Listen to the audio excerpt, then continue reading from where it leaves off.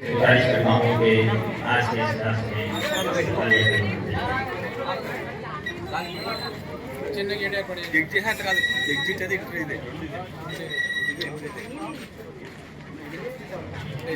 अल्हम्दुलिल्लाह वहदहु वस्सलातु वस्सलामु अला मन ला नबिय्य बअदह अम्मा बअद फअऊज़ु बिल्लाहि मिनश शैतानिर रजीम बिस्मिल्लाहिर रहमानिर रहीम సార్ ఈ పిల్లోడికి పక్కన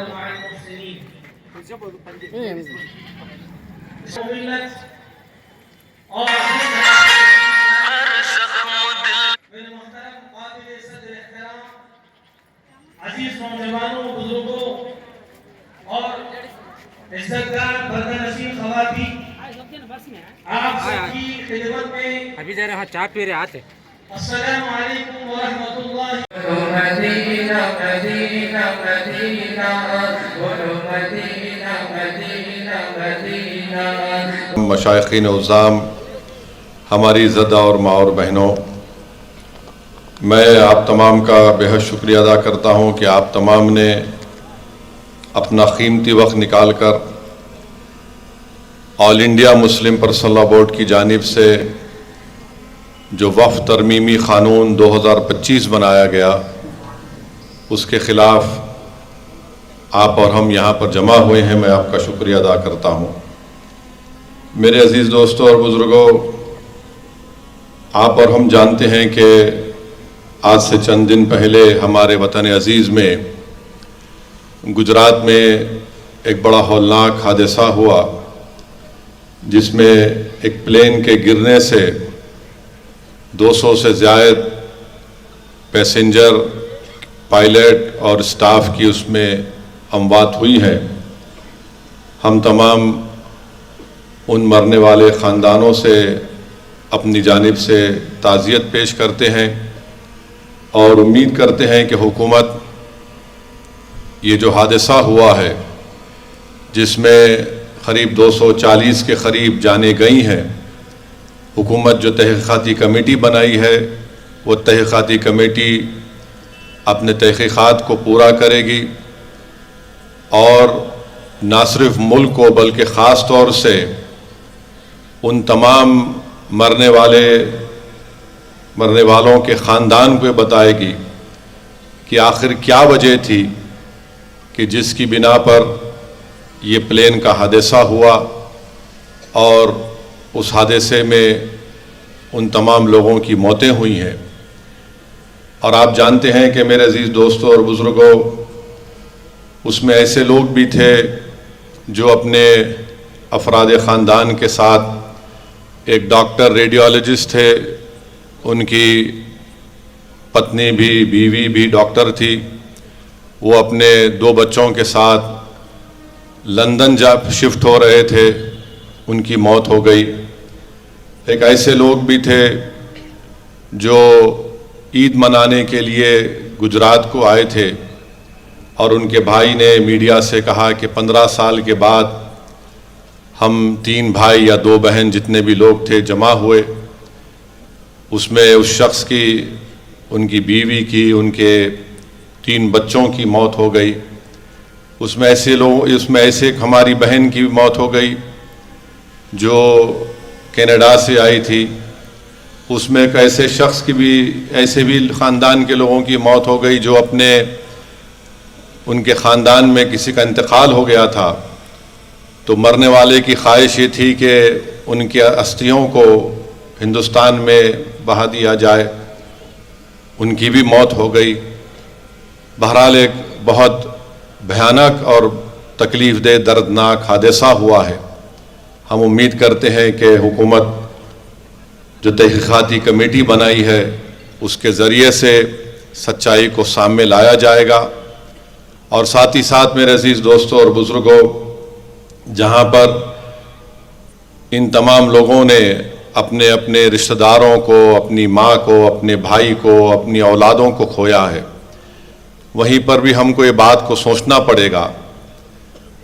मैं आप तमाम मुसलमान भाई बहनों से कहना चाहूँगा कि 32 सेकंड में यह हादसा हो गया। तो मेरे अजीज़ दोस्तों और बुज़ुर्गों, याद रखो ज़िंदगी की सबसे बड़ी हकीकत यह है कि मौत है। मौत सबको आने वाली है। ये ज़िंदगी की सबसे बड़ी हकीकत है। कोई ज़िंदा नहीं रहने वाला है यहाँ पर। जो इस दुनिया में आया वो जाएगा यहाँ से ज़रूर।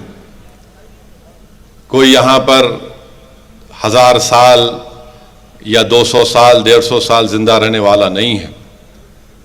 ये कुदरत का निज़ाम है कि जो कोई भी इस दुनिया में आता है उसको मौत का मज़ा चखना है। और अल्लाह सुब्हानहू व तआला कुरान में इरशाद फरमा दिए कि कुल्लु नफ्सु ज़ाइक़तुल मौत, कि हर नफ्स को मौत का मज़ा चखना है। अल्लाह सूरह बकरा में फरमा दिए कि मौत का एक दिन मुक़र्रर है हर एक के लिए। तो मेरे अज़ीज़ दोस्तों और बुज़ुर्गों, जो ये समझ रहे हैं कि हम हमेशा ज़िंदा रहेंगे और हम एक रमज़ान खो दिए तो अरे नहीं, अभी तो मेरा एक ही रमज़ान है, आइंदा साल रमज़ान मिलेगा, मैं मुकम्मल कर लूँगा। अगर कोई ये समझ रहा है कि अरे रमज़ान में मेरे को शब क़दर को नहीं तलाश किया, मैं आइंदा साल तलाश कर लूँगा। अगर कोई ये समझ रहा है कि अरे भाई ईद की नमाज नहीं पढ़ा, आइंदा साल ईद की नमाज पढ़ लूँगा। कोई अगर ये समझ कर गुनाह किया कि नहीं, मैं दौलत तो अल्लाह दिया, मैं कुर्बानी नहीं दे सका, आइंदा साल दे दूँगा। कोई अगर ये समझ रहा है कि नहीं, मुझको अल्लाह ने दौलत दी, मैं ज़कात पूरी नहीं निकाला, आइंदा साल निकाल लूँगा।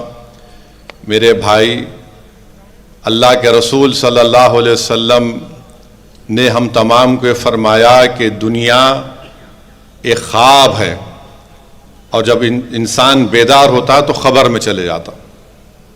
कुरान में अल्लाह ये फरमा दिए कि दुनिया एक खूबसूरत झूठ है।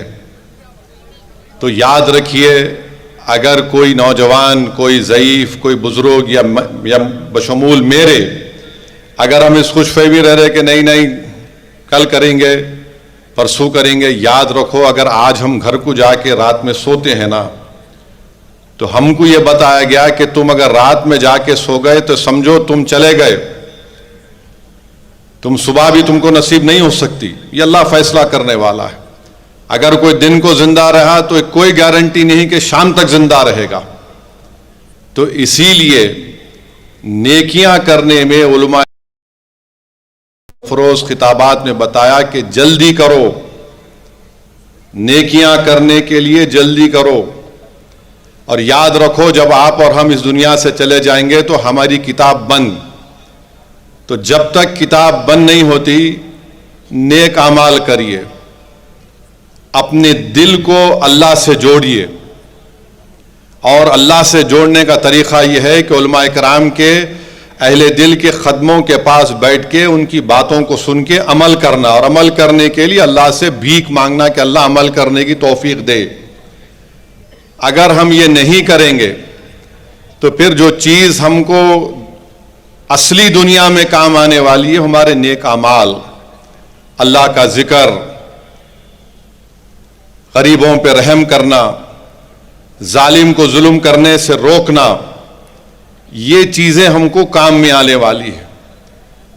और याद रखिए कि मेरे जैसे बहुत से मेंबर ऑफ पार्लियामेंट आए चले जाएंगे, लोग मेरी बात सुनने आते, मैं मर जाऊंगा, कोई और आएगा वो सुनेंगे। मगर कभी आप ये देखें कि ये जितने मरने वाले मेंबर ऑफ पार्लियामेंट की खबरों के पास क्या हो रहा है, कौन जाके खबरों में सो रहा है, किसी को नहीं मालूम। ये खबर हमको पुकार के बोल रही है, तुम मेरी ग़िज़ा बनने वाले हो, याद रखो, तैयारी कर लो उसकी। ये खबरें हमको पुकार कर कह रही हैं कि मेरे साथ अकेले रहना है, यहाँ पर अंधेरा यहाँ पर है। खबरें हमको पुकार कर कह रही हैं, तैयारी कर लो, जब तुम मेरे पास आओगे कि तो कीड़े तुम्हारे जिस्म को खा लेंगे। खबरें पुकार कर कह रही हैं कि जो कीड़े तुम्हारी जिस्म को खाएंगे वही दूसरे कीड़े आकर उन कीड़ों को खा लेंगे। तो मेरे भाई, अल्लाह कुरान में फरमा दिया कि हर नफ्स को मौत का मज़ा चखना है। और मैं नौजवानों से, जो हमारा मुस्तकबिल है, मिल्लत इस्लामिया का मुस्तकबिल आप हैं, और नौजवानों मैं तुमसे दरमंदाना अपील कर रहा हूं कि तुम अपने अल्लाह से रिश्ते को मजबूत करो।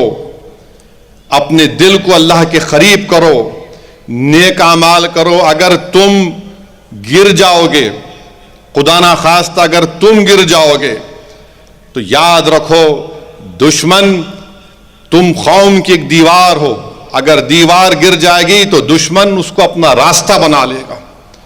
और जब किसी घर की दीवार गिर जाती है तो लोग उसके घर में से रास्ता बना लेते। तो नौजवानों, तुम मिल्लत इस्लामिया के मुस्तकबिल हो। अगर मुसलमान नौजवान लड़के और लड़कियां गाने सुन सुनकर झूमते हैं, या हमारे शादियों में ऑर्केस्ट्रा होता है, लोग नाचते हैं, याद रखो अल्लाह के रसूल सल्लल्लाहु अलैहि वसल्लम ने हदीस शरीफ में फरमाया कि गाने सुनने से मुनाफिकत और निफाक बढ़ता है। रसूलुल्लाह सल्लल्लाहु अलैहि वसल्लम ने हदीस शरीफ में फरमाया कि जो मेरा उम्मती अगर कहीं पर गाना या वाहियात गाने हैं उस पर अपने कानों को बंद कर लेता है, तो जब वो उस दुनिया से चले जाता तो जन्नत में एक हूर, दो हूरें उसके सर के पास, दो हूरें उसके पैरों के पास, और ऐसी हूरें होंगी कि अगर वो गाना गाएंगे तो मुर्दे जिंदा हो जाएंगे। वो ऐसे हूरें होंगी कि अगर वो समंदर में थूक देंगे तो पानी मीठा हो जाएगा। वो जब गाना गाएंगी तो जन्नत के पेड़ और पत्ते उनके साथ गाना गाकर तुमको सुनाएंगे। तुम क्या वो सुनना चाहोगे या फिर ये गंदगी दुनिया की सुनना चाहोगे? नौजवानों, तुमको फैसला करना है। अगर मैं ज्यादा कहूंगा तो बोलेंगे नु आ गए, आके हमको ही हाथ पे ले रहे, मगर मेरा काम ये पैगाम को पहुंचा देना है। कोई ये नहीं कहना कि हमको नहीं मालूम था। और याद रखो, मौत बरख है। इंसान की मौत उलमा कराम की जबानों से सुना के उसके पैरों से रूह को खींची जाती और फिर यहां अलग से इससे आंखों से रूह निकल जाती। तो इसलिए याद रखो, किसी के पास वक्त नहीं है, कोई जीने वाला नहीं है। यहां पर बड़े बड़े तुरुमखाएं चले गए, कोई जिंदा रहने वाला नहीं है। अगर कोई वक्त का चीफ मिनिस्टर, वक्त का एमपी, वक्त का प्राइम मिनिस्टर बोल रहा है कि मैं जुल्म करके 100 साल 200 साल जिंदा रहूंगा, कोई जिंदा नहीं रहता। चंगेज खान जिंदा नहीं रहा तो वक्त के जालिम कहां जिंदा रहने वाले। तो मेरे अजीज दोस्तों और बुजुर्गों, नौजवानों, टाइम कम है। अपनी जिंदगी का जो भी लम्हा, बल्कि मैंने अहलुल्लाह की जबान से सुना कि तुम अल्लाह का शुक्र इस तरह अदा करो कि अगर तुम एक सांस भी लिए तो अल्हम्दुलिल्लाह बोलो। तो मेरे अजीज दोस्तों और बुजुर्गों, ये काम आपको हमको करना है। अब असल मुद्दे पे जो आप और हम जमा हुए हैं वो है इस वक्फ तरमीमी कानून के खिलाफ। यहां पर हम इसलिए जमा हुए हैं क्योंकि नरेंद्र मोदी की हुकूमत ने चंद्राबाबू नायडू की तायीद से, चिराग पासवान की तायीद से, नीतीश कुमार की तायीद से, कुमारास्वामी के एमपीज की तायीद से और अजीत पवार के एमपी की तायीद से एक ऐसा काला कानून बनाया जो हमारे मुल्क के आईन के चैप्टर 3 के खिलाफ है। वो हमको हमारे मजहब पर चलने से रोकता है। आर्टिकल 14 का मसावात की मुखालिफत करता है। आर्टिकल 15 डिस्क्रिमिनेशन का जो आर्टिकल है उसकी खिलाफ वर्जी करता है। मजहबी आजादी आर्टिकल 25 है। आर्टिकल 26 है जो मजहबी अक़लियतों को इस बात की इजाजत देता है कि वो अपने पसंद के मजहबी इदारों को बना सके, चैरिटेबल इदारों को। इन तमाम आर्टिकल्स की खिलाफ वर्जी में नरेंद्र मोदी की सरकार ने काले कानून को बनाया है। और ये कानून से क्या होने वाला है आपको मैं, क्योंकि आपका ताल्लुक अधोनी से है, इस वक्फ तरमीमी कानून में सेक्शन 3D है, आप उठाकर पढ़ लीजिए। सेक्शन 3D ये कहता है कि जितने आसारे खदीमा के मातहत इमारतें हैं, चाहे मस्जिद हो, दरगाह हो, अभी वक्फ हैं, कानून बनने के बाद ये कह रहा है कि इसका मालिक वक्फ बोर्ड नहीं रहेगा, इसका मालिक ASI होगा, आर्कियोलॉजिकल सर्वे ऑफ इंडिया होगा। आपकी अधूनी में कलीमुल्ला मस्जिद है, दादे की मसाल की मस्जिद है, एक कमान मस्जिद है, रंगीली मस्जिद है, मलिक रहमान दरगाह है। अब ये पूरे के पूरे आर्कियोलॉजिकल सर्वे ऑफ इंडिया इसका मालिक बन गया। वक्फ नहीं, वक्फ किसका मालिक नहीं है। ये नरेंद्र मोदी हुकूमत की झूठ, नहीं नहीं कुछ नहीं होगा जो इनके दुम छल्ले बोल रहे थे हमको, इनके चमचे, इनके जोकर बोल रहे थे। चंद्रबाबू नायडू हमेशा से झूठ बोलते आए हैं और कभी नहीं बदलेगा। ये शख्स कभी नहीं बदलेगा, झूठा था और झूठा रहेगा। नो नो नथिंग नथिंग, कुछ नहीं होगा। ऐसा उंगली फिरा फिरा के बोलते हो। व्हाट आई से तुम क्या बोल रहे हमको मालूम। मैं 10 साल MLA था, तुम 9 साल मुख्यमंत्री थे। मैं देखा तुमको, तुम NT रामाराव को गिरा के तुम कुर्सी पे बैठ गए थे। आप इन्हों हमारे को बोल रहे नहीं। आप ये बताओ, ये 4 मस्जिद, कलीमुल्ला मस्जिद, दादे की मसाल की मस्जिद, एक कमान मस्जिद, रंगीली मस्जिद, मलिक रेहान दरगाह, इस कानून के तहत अब इसका मालिक वक्फ बोर्ड नहीं है, इसका मालिक आसार कदीमा बन चुका। अब बताइए आप कैसे खामोश बैठेंगे हम। चंद्रबाबू नायडू आज है कल चले जाएंगे, सबको जाना है ना इस दुनिया से, कोई नहीं रहेगा। मगर इनकी बात का कौन भरोसा करेगा। सेक्शन 3D बोलो, मैं TDP के लोगों से पूछ रहा हूं। हां, पवन कल्याण का भी एक MP था, जनाब बालाशोरी साहब, उन्होंने भी हेल्प किए। नहीं तो उन्होंने बोलेंगे मेरे को नहीं बोले, मैं हीरो हूं, तुम हीरो है तो हम भी बड़े, सबसे बड़े सुपर हीरो हम है। ये सब मिलके कानून बना और सब क्या वो नहीं नहीं कोई वक्फ का नुकसान नहीं होगा। कैसा नहीं होगा। ये 5 चीजें चले गई हमारे हाथ से। आज की तारीख में सुप्रीम कोर्ट का भी फैसला क्या आएगा नहीं मालूम हमको, मगर ASI सेक्शन 3D में इसका मालिक बन गया। और कल अगर ASI बोला कि कलीमुल्ला की मस्जिद में नमाज 2 टाइम की होंगी, दादे की मसाल की मस्जिद में खाली जुम्मे की नमाज हो सकती, कुछ नहीं कर सकते आप, क्योंकि ASI उसका मालिक बन चुका है। यह कानून बनाया गया है। दिल्ली में 180 जायदादें वक्फ की। सच्चर कमेटी ने कहा कि आर्कियोलॉजिकल सर्वे ऑफ इंडिया इस पर नाजायज काबिज है, इसको वापस करना चाहिए। वो 180 चले गए। ये एक पॉइंट है। दूसरा पॉइंट क्या है, ये मैं आपके सामने लाया हूं। ये 18 पेजेस का फॉर्म है पोर्टल के ऊपर। कितने? 18 पेजेस, 18 पेजेस। आप देख लो, लॉगिन पेज से लेके इसमें एक एक ऐसा सवाल आपसे पूछा जा रहा है। मकसद एक ही है कि आप अपनी प्रॉपर्टी को पोर्टल पर रजिस्टर ना कराएं। नवंबर तक नहीं कराए तो कोई भी वक्फ की प्रॉपर्टी नहीं रहेगी। मिसाल के तौर पर ये आलीशान मस्जिद है, अभी हजरत बता रहे थे 300 साल पुरानी,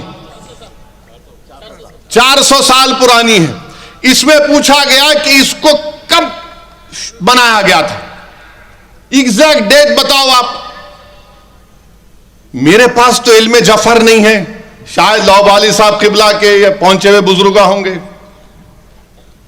साहिब मजार के पास जाके पूछे तो उन्होंने बोल सकते होंगे, मेरे को तो नहीं मालूम। अब 400 साल पहले एग्जैक्ट डेट नहीं, टेंटेटिव डेट बताओ, कहां से बोलेंगे रे प्यारे। 400 साल पुराना कहां से टाइम लाएंगे, ऐसा तो जा तो नहीं सकते ना। 400 साल पुराना चाह लाओ, नहीं कुछ तो कैसा लिखेंगे रे भाई। 400 साल पुराना है। खादरिया सिलसिले के हजरत फरमा रहे थे 4 बुजुर्ग आकर अपने मुबारक हाथों से इस मस्जिद का संगे बुनियाद रखे।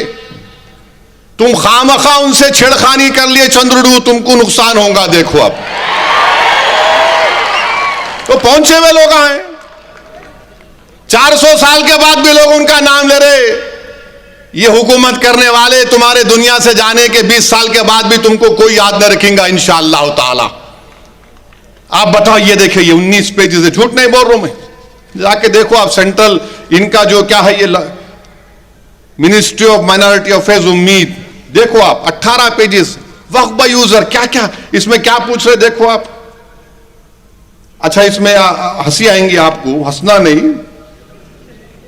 अब इसमें क्या पूछ रहे उन्होंने, मैं पढ़ रहा था हैदराबाद से आते आते गाड़ी में, हमारे वकील साहब बोल रहे वाटर का बिल है, रेंटल एग्रीमेंट है, टेलीफोन बिल है, वोटर आईडी है, गैस का कनेक्शन लिखो, बैंक का अकाउंट लिखो, कास्ट सर्टिफिकेट लिखो, पेंशन डॉक्यूमेंट लिखो, रजिस्टर्ड सेल लिखो, LIC पॉलिसी बॉन्ड लिखो, PAN number, bank passbook, driving licence, birth certificate, pension document, electoral photo ID card, service identity card, smart card, ministry of labour का health insurance card.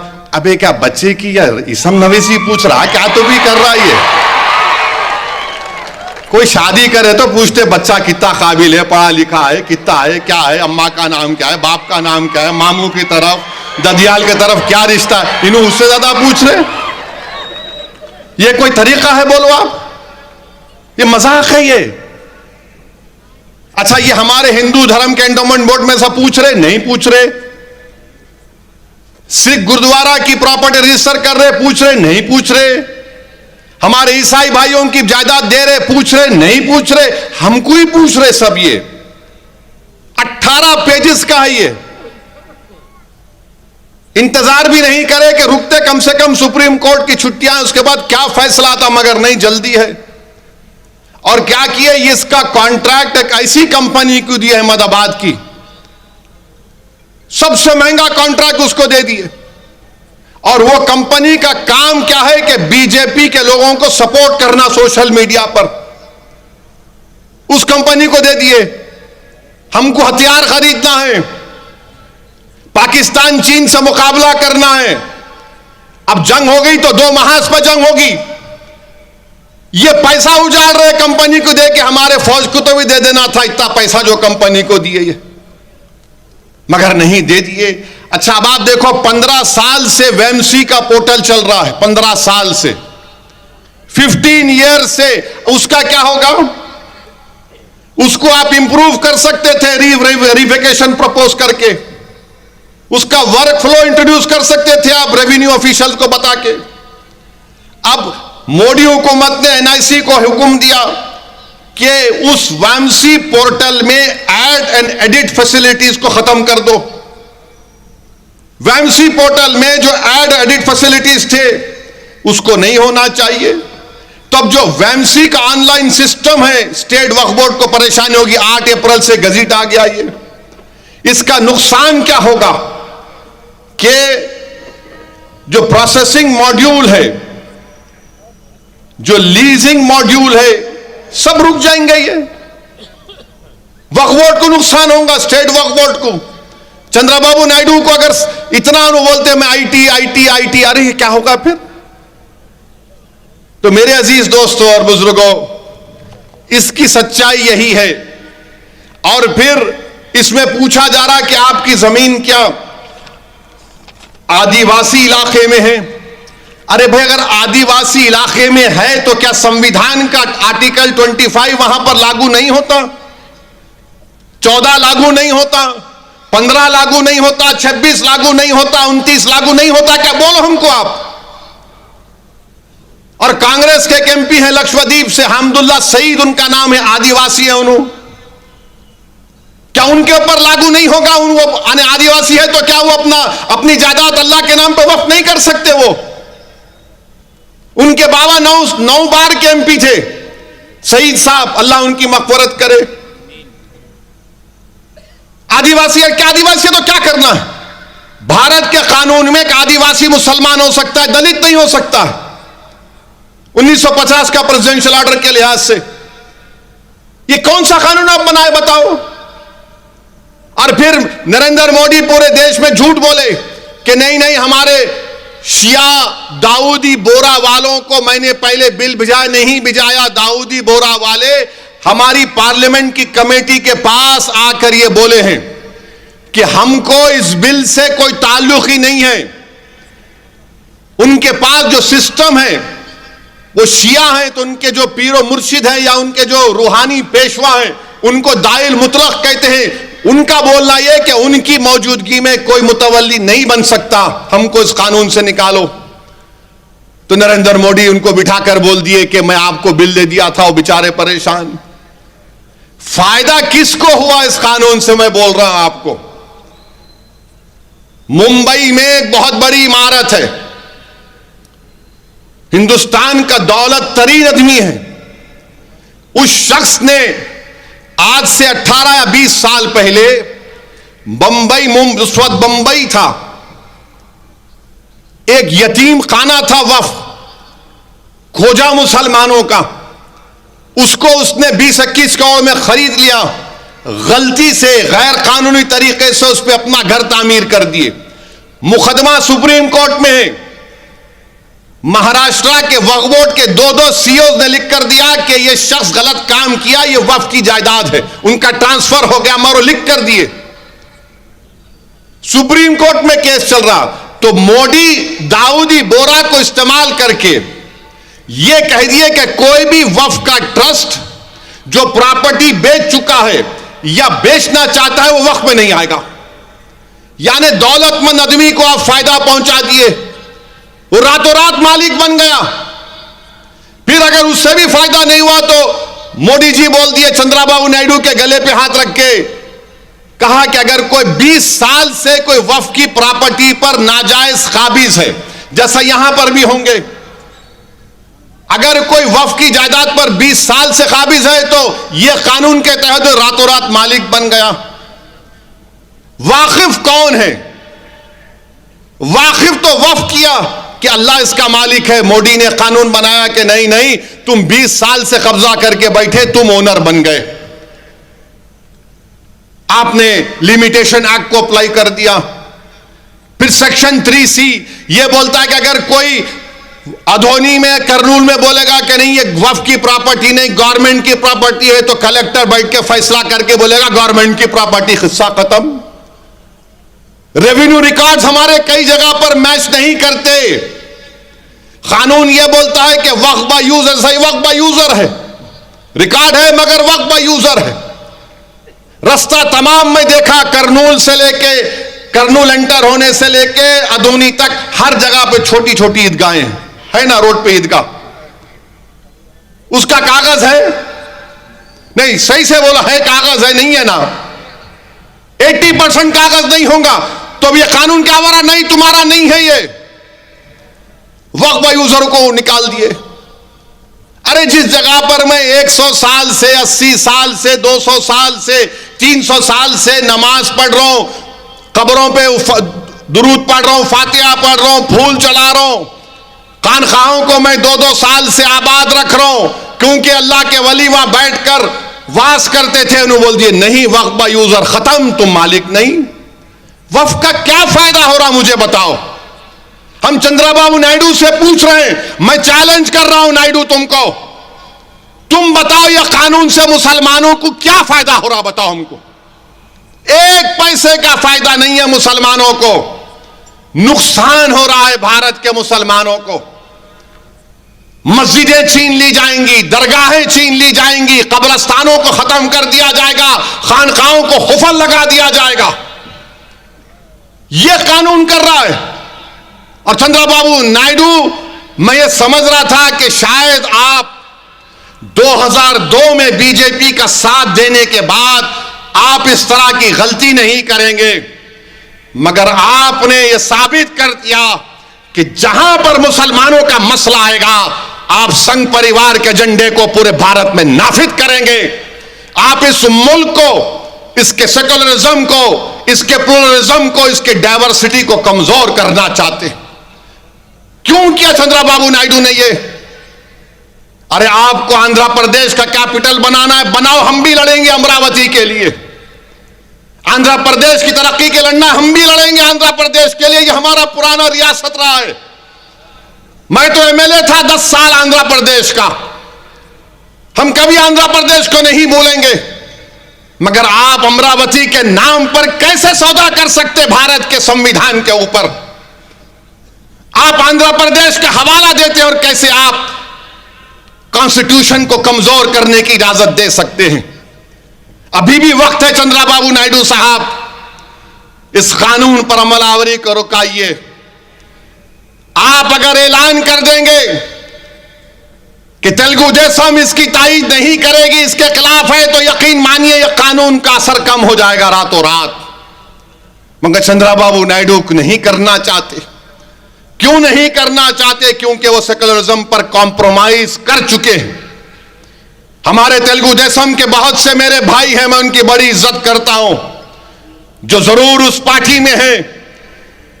वो कुछ नहीं कर सकते, मुझे मालूम, मजबूर है वो। मगर हम डायरेक्ट चंद्रबाबू नायडू को बोल रहे हैं, आपने बहुत बड़ा गलत काम किया है। आपने मुसलमानों को धोखा नहीं दिया, आपने संविधान को धोखा दिया है। आपने बाबा साहेब अंबेडकर के संविधान को कमजोर करने का काम किया है। अरे कौन इख्तिदार पे रहेगा? बल्कि मैं तो चंद्रबाबू नायडू से कह रहा हूं कि आपने अपने से ज्यादा नुकसान, अपनी पार्टी से ज्यादा नुकसान आपने अपने बेटे लोकेश का मुस्तकबिल उसको खत्म कर दिया आपने। क्योंकि आपके बाद तो आपका बेटा ही आएगा ना, जूनियर एनटीआर तो नहीं आएगा। अब्बा इतना पॉपुलर है उन्हें, मेरे को नहीं मालूम।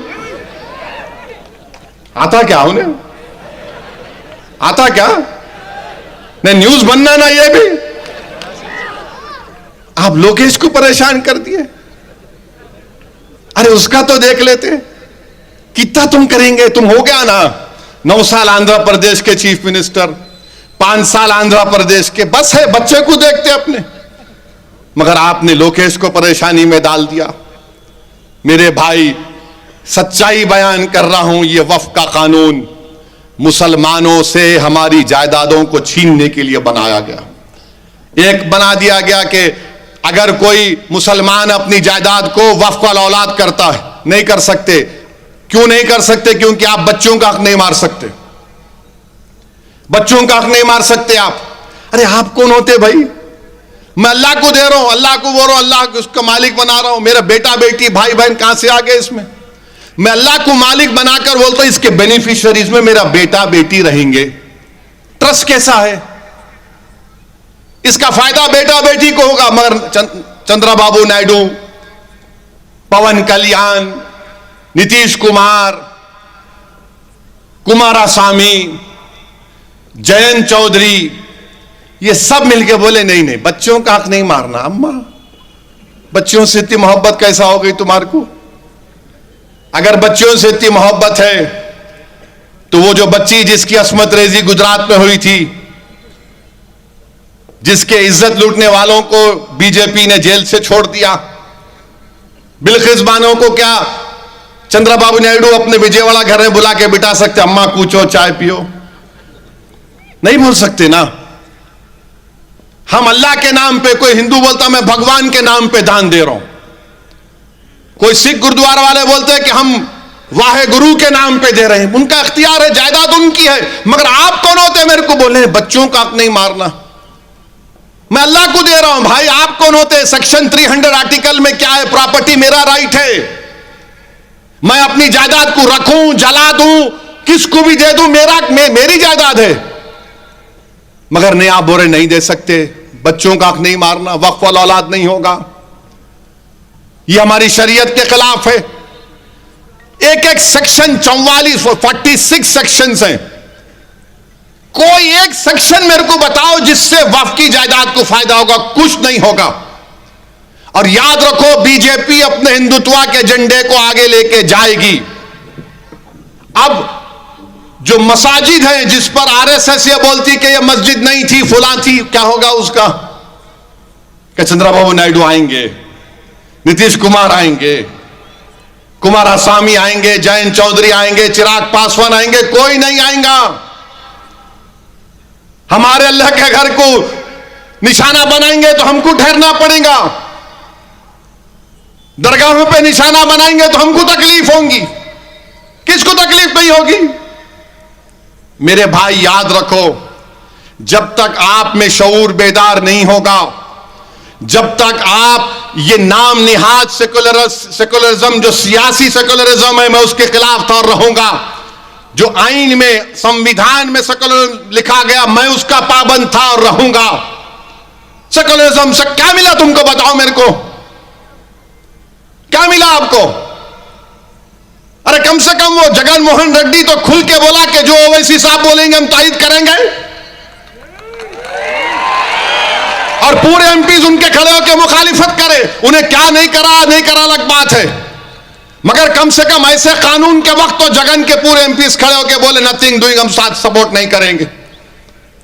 मैं उनका शुक्रिया अदा करता हूं, उन तमाम पार्टीज का शुक्रिया अदा करता हूं जिसका भी जिक्र किया, जिन्होंने इस काले कानून के खिलाफ वोट दिया। मेरे भाई, आप में शऊर बेदार होना बहुत जरूरी है। अब आप देखो कानून में क्या बोल रहे कि वक्फ बोर्ड में कंपलसरी 2 नॉन मुस्लिम मेंबर बनेंगे। अच्छा वो तो हो गया ना। अब यहां पर चंद्रबाबू नायडू से मेरा सवाल है, तिरुपति तिरुमला देवस्थानम क्या कहता है? कोई भी नॉन हिंदू टीटीडी का मेंबर नहीं हो सकता। हो सकता क्या? बोलो आप।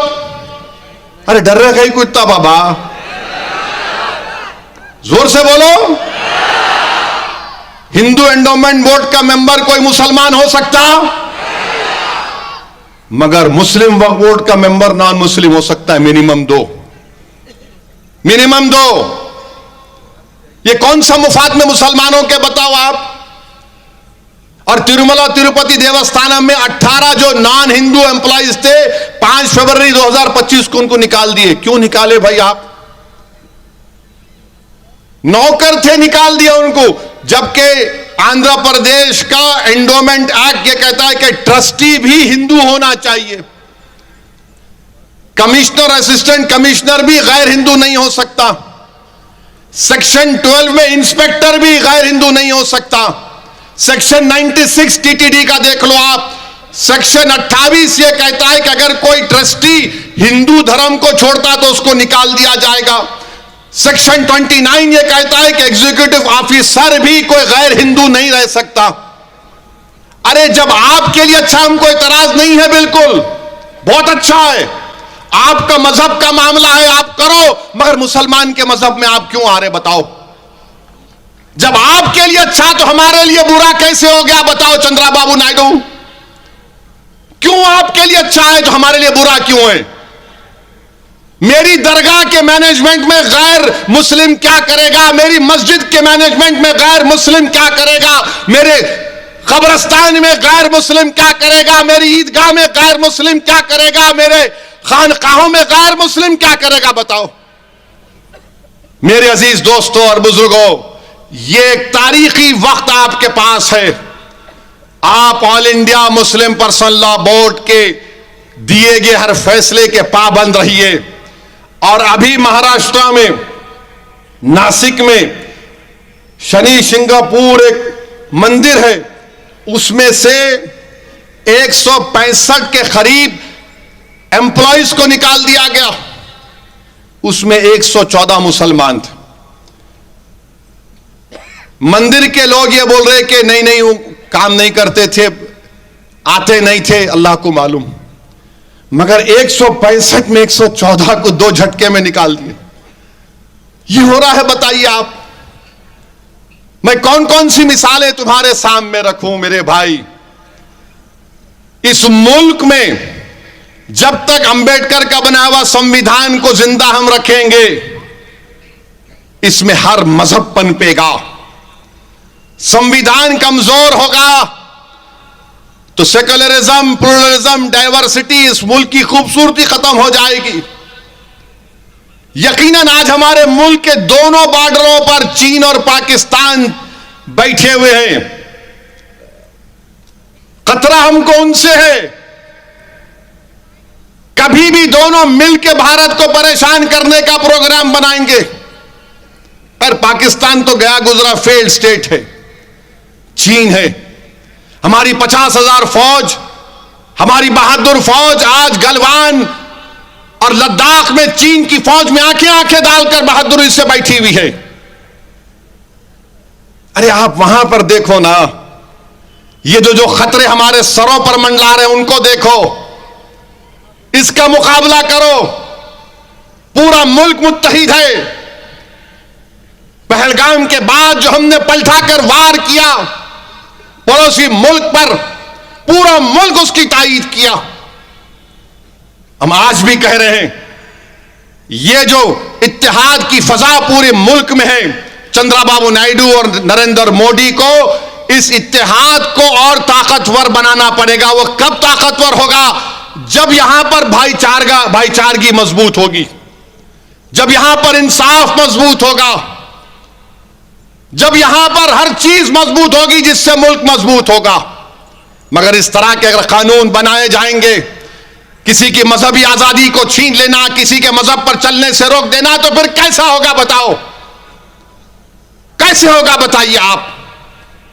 मेरे अजीज दोस्तों और बुजुर्गों, मेरी आप तमाम से गुजारिश है कि आप कसरत से दुआ करिए कि अल्लाह सुब्हाना व तआला हमारी तमाम वफ़ की जायदादों को अल्लाह आबाद रखे।